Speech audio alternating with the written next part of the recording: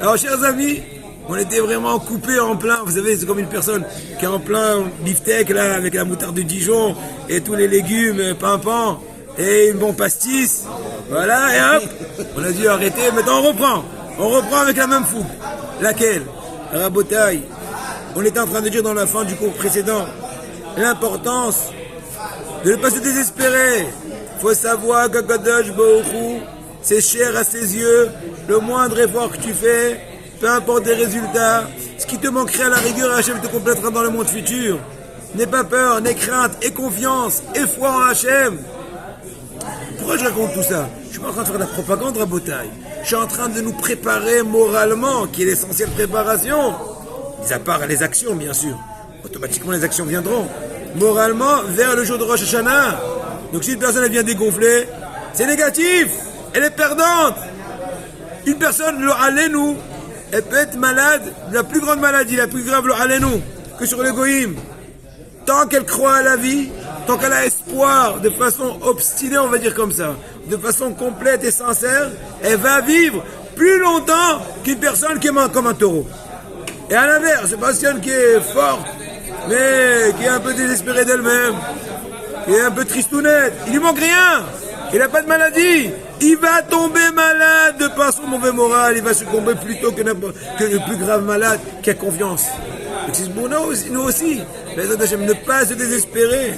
Donc en résumé, Akadosh Baruch Hu, il ne vient pas envers nous avec des ordonnances et des exigences par rapport à ces créatures. Et au contraire, il nous paye un salaire sur chaque petit effort, le plus petit qu'il soit.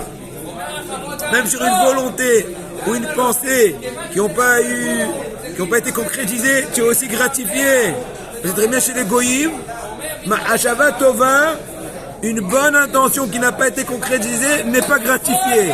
Chez Am Israël, une bonne intention est gratifiée. Et à l'inverse, une mauvaise intention chez un Goïm, même s'il n'a pas été concrétisée, une mauvaise action, une passion, une ceci, il est puni comme ayant accompli le mauvais acte. Et à l'inverse, Am Israël, que je ne la considère pas en tant qu'action. Pourquoi ils expliquent pas les Moussa? Parce que Am Israël, dans son entité, il est loin du mal, il est proche du bien. Donc, tant qu'il n'a pas concrétisé le mal, même le projet le plus propice ne veut rien encore dire tant qu'il n'a pas encore concrétisé, parce qu'on est certain qu'il risquerait de regretter parce que c'est contre sa nature. Et à l'inverse, le bien, c'est son entité. Donc le fait qu'il y a pensé, c'est comme déjà fait. À moins cas de force majeure, inattendu. Et à l'inverse, le goy, le bien est loin de lui. Tant qu'il n'a pas fait, tu peux toujours rêver. Pourquoi veux-tu qu'il soit gratifié sur son intention? Et à l'inverse, le mal, c'est son entité. Et le fait qu'il ait déjà pensé, je peux être certain que c'est déjà accompli. Il suffit juste d'un truc technique. Et même si à la rigueur, à la fin, il n'a pas pu l'accomplir ça, c'était un accident. Un accident, entre guillemets. Vous avez bien compris. Extraordinaire à Botaï. Et même dans nos générations, même si on est à Sherafilu, im nekiim et maaseh avodat Hashem shelanu b'tnaim chinali. Même si on accomplit le service d'Hachem dans les meilleures conditions, eh ben, ils ne vont même pas encore commencer à embrasser, c'est l'expression, à s'approcher, à embrasser, à toucher. Même le début du début de quoi? De la pureté du service des précédentes générations. Mais quand même, on a dit dans le cours précédent, et là je remets en évidence dans ce résumé, on redéveloppe un peu. Hachem, il va gratifier, donner un très bon salaire, et même plus que ce qu'on aurait pu penser et prévoir. Pourquoi? Parce que l'effort dans lequel on doit fournir en face contre toutes les tentations du monde moderne, de tous les engins là qui se baladent, tout le shaker. Aujourd'hui à Botaï, tout est informatisé, tout. Encore un peu, ils vont créer aussi des robots. Ce qui manque, c'est tout. Sur l'homme, il dit robot.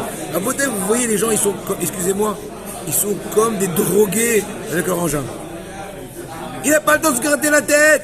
À Botaï, est-ce qu'il y a un plus grand Yitzhara que ça? Sans parler de toute la Touma qu'il y a là-bas. Maintenant, imaginons qu'il n'y a aucune Touma. savez quoi? Il n'y a aucune Touma. Donc c'est impossible. D'accord. Mais le fait que tu es abruti, tu veux même pas travailler ton esprit de 12 plus 12, ça fait 24. 12 plus 12, je comprends pas. Tu ne rêves. Pourquoi? C'est le Yetzerara. Parce que le Ramchal, il dit dans son Sefer qu'à partir du moment qu'une personne commence à réfléchir, il va se rebeller contre Yetzerara, il a déjà réussi la guerre. Toute sa force, c'est de ne jamais te laisser commencer à réfléchir. Autrement, c'est fichu pour lui. Pour Yetzerara.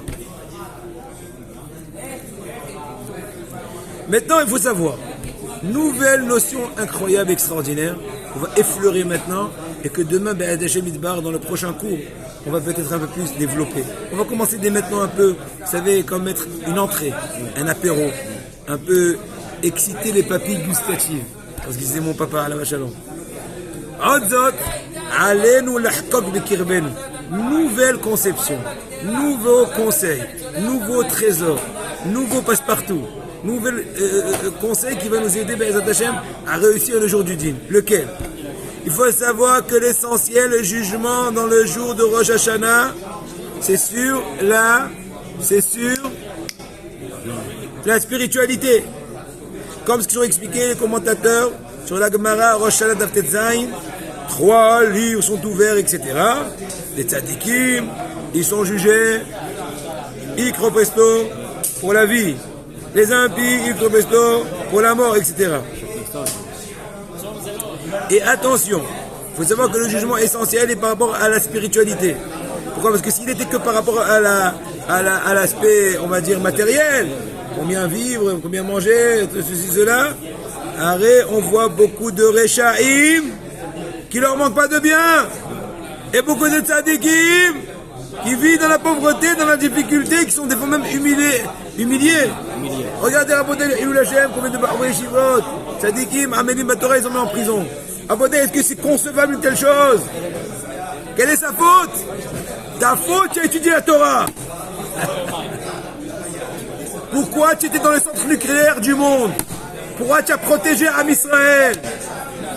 À Botaï, est-ce qu'il y a des ennemis de Am Israël plus grands que ceux qui ont incarcéré les Bahoué Shivot? Ils sont en train de tirer des balles, pas sur les pieds, sur leur cœur. C'est dommage, ça fait mal. Pourquoi on doit rester serein et calme vis-à-vis de ce drame-là? Rabotaï, après on pose des questions après. Je ne sais pas, expliquez-moi les liens des drames qu'il y a eu. On n'a pas les yeux assez grands, assez forts pour comprendre. Mais pourquoi se compliquer la vie? Pourquoi s'engloutir dans un sable mouvant? Pourquoi au lieu de dire merci Hachem, on va prendre chaque Baruch Yoshila et le mettre sur nos épaules? On va le chérir, mais le mettre en prison et le faire passer au Rosh Hashanah là-bas. Même Yosef Hatzadik, c'est marqué qu'il est sorti à Rosh Hashanah de la prison. Ben Hachem, ils vont sortir, parce que la Torah, c'est elle qui va venir. Et on prie à Hachem que ce soit avec Rahamim. On ne veut pas Hachem qui les punisse. Parce que les pauvres, ils sont loin, ils sont aveugles, ils ne voient pas la vérité. Mais c'est dommage. Mais à nous de nous renforcer dans l'étude de la Torah pour pouvoir exprimer cette importance. Et donc, pourquoi je dis ça? Donc, si on voit que les tzadikim sont opprimés et les rechaïm, ils vivent la vie cool, cette année, il est encore mieux que la précédente. Alors qu'il s'est beaucoup pire, comporté encore pire. Eh ben, la réponse, on est obligé de dire que l'essentiel jugement Rosh Hashanah, c'est par rapport à la spiritualité. Et vous comprenez déjà le détail de la chose. Demain, on va développer un peu plus l'idée pour nous mettre en évidence une nouvelle conception, une nouvelle approche de, on va dire comme ça, de la fatalité du jour de Rosh Hashanah. Bonne journée.